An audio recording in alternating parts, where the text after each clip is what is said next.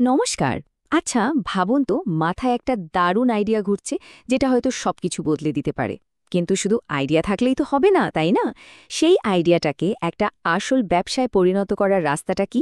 চলুন আজ সেই রাস্তাটাই খুঁজে বের করা যাক, একদম সহজ ভাষায়। চলুন একটা ছোট্ট গল্প দিয়ে ব্যাপারটা বুঝি। ধরুন কলেজের ক্যান্টিনে বসে কয়েকজন ইঞ্জিনিয়ারিংয়ের বন্ধু মিলে চা খেতে খেতে একটা প্ল্যান করছে। আইডিয়াটা খুবই সিম্পল। ক্যাম্পাসের ভেতরেই একটা কুইক ডেলিভারি সার্ভিস, মানে হোস্টেল থেকে লাইব্রেরিতে বই বা ক্লাস চলাকালীন ক্যান্টিন থেকে খাবার পৌঁছে দেওয়া।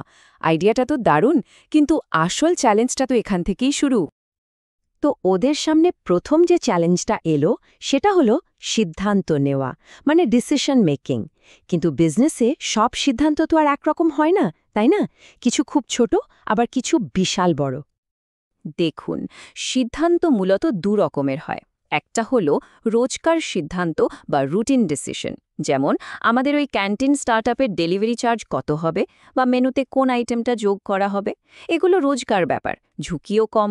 আর অন্যটা হলো বড় পরিকল্পনা বা স্ট্র্যাটেজিক ডিসিশন, যেমন ওরা কি অন্য কলেজেও সার্ভিসটা চালু করবে বা ব্যবসা বাড়ানোর জন্য বাইরে থেকে টাকা তুলবে। এগুলোর প্রভাব কিন্তু অনেক বড়, আর এর জন্য অনেক ভাবনা চিন্তা আর অ্যানালিসিস দরকার। তার মানে একটা ব্যবসাকে ঠিকভাবে চালাতে গেলে এই দুরকম সিদ্ধান্তের মধ্যেই একটা ব্যালেন্স রাখা দরকার। তো প্রশ্নটা হলো, এই ছোট আর বড় সিদ্ধান্তের মধ্যে ভারসাম্য রাখাটা কেন এত জরুরি? বেশ, সিদ্ধান্ত তো না হয় নেওয়া গেল, কিন্তু ব্যবসা তো শুধু আজকের জন্য নয়, ভবিষ্যতের কথাও ভাবতে হবে। কাল কি হতে পারে তার একটা আন্দাজ করতে পারাটা খুব জরুরি।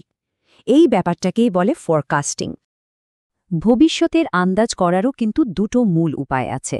একটা হলো কোয়ান্টিটেটিভ, মানে ডেটা নির্ভর। ধরুন ক্যান্টিনের বন্ধুরা দেখল যে পরীক্ষার আগে কফির বিক্রি বেড়ে যায়। এই ডেটা দেখে ওরা পরের পরীক্ষার সময় কফি বেশি করে স্টক করতে পারে। এটা অনেকটা জানেন তো আগের বছরের পরীক্ষার ডেটা অ্যানালিসিস করে কাট অফ প্রেডিক্ট করার মতো। আর দ্বিতীয়টা হলো কোয়ালিটেটিভ, মানে অভিজ্ঞতা নির্ভর। মানে ক্যান্টিনের অভিজ্ঞ মালিককে গিয়ে জিজ্ঞেস করা, কাকু, আপনার কি মনে হয় সামনে কোন খাবারের চাহিদা বাড়বে? এটা অনেকটা কঠিন সাবজেক্টের জন্য সিনিয়রদের কাছে সাজেশন চাওয়ার মতো। আর এখানেই একটা ছোট্ট কিন্তু খুব কাজের ফর্মুলা মাথায় রাখতে হবে। ঝুঁকি মানে রিস্ক ইজ ইকুয়াল টু সম্ভাবনা মানে প্রবাবিলিটি ইনটু ক্ষতি মানে লস। ফরকাস্টিং আমাদের এই সম্ভাবনার দিকটা বুঝতে সাহায্য করে, আর তাতে ঝুঁকিটাও অনেকটাই কমে আসে। তাহলে আসল প্রশ্নটা হলো, একটা ব্যবসার ভবিষ্যৎ আন্দাজ করার জন্য ডেটা বেশি গুরুত্বপূর্ণ নাকি অভিজ্ঞতা? আচ্ছা, একটা দারুণ আইডিয়া থাকলো, ভবিষ্যতের প্ল্যানও রেডি, কিন্তু এগুলোকে চালাবে কে? টিম। একটা ভালো টিম ছাড়া কোনো আইডিয়াই সফল হতে পারে না। টিম হলো একটা ব্যবসার হাই পারফরম্যান্স ইঞ্জিন। তাহলে একটা টিমকে আসল শক্তিটা কি দেয়? চলুন একটা বাইকের উদাহরণ দিয়ে বুঝি। ভালো স্যালারি বা কাজের ভালো পরিবেশ হলো বাইকের তেলের মতো। এগুলোকে বলে হাইজিন ফ্যাক্টর। তেল না থাকলে বাইকটা চলবেই না, এটা ঠিক। কিন্তু শুধু তেল ভরলে কি বাইকটা ঝড়ের বেগে ছুটবে? না, আসল গতিটা তো আসে ইঞ্জিন থেকে। বিজনেসের সেই ইঞ্জিনটাই হলো মোটিভেটার্স, যেমন ভালো কাজের জন্য প্রশংসা, নতুন কিছু করার চ্যালেঞ্জ বা নিজের কাজের মাধ্যমে বড় কিছু অর্জন করার অনুভূতি। এগুলোই একটা টিমকে ভেতর থেকে শক্তি যোগায়। তাহলে প্রশ্নটা হলো, শুধু ভালো বেতন দিলেই কি একটা টিম তার সেরা পারফরমেন্স দিতে পারে? তো আমাদের ক্যান্টিন স্টার্টআপের আইডিয়া আছে, টিমও রেডি। এবার কি? এবার এই পুরো স্বপ্নটাকে একটা সত্যিকারের প্ল্যানে, একটা ব্লুপ্রিন্টে পরিণত করতে হবে। এমন একটা প্ল্যান যা দেখে একজন ইনভেস্টরও ভরসা পাবে। দেখুন, এই ব্লুপ্রিন্ট বানানোর দুটো ধাপ আছে। প্রথমটা হলো পিপিআর, মানে প্রিলিমিনারি প্রজেক্ট রিপোর্ট। এটা অনেকটা ক্যান্টিনের টেবিলে বসে ন্যাপকিনের উপর আইডিয়াটা এঁকে ফেলার মতো একটা রাফ স্কেচ। আর দ্বিতীয় ধাপটা হলো ডিপিআর, মানে ডিটেইলড প্রজেক্ট রিপোর্ট। এটা হলো আসল জিনিস, একেবারে ইঞ্জিনিয়ারের বানানো ফাইনাল ক্যাড ড্রয়িংয়ের মতো, যেখানে প্রত্যেকটা ছোট ছোট ডিটেলস নিখুঁতভাবে দেওয়া থাকে।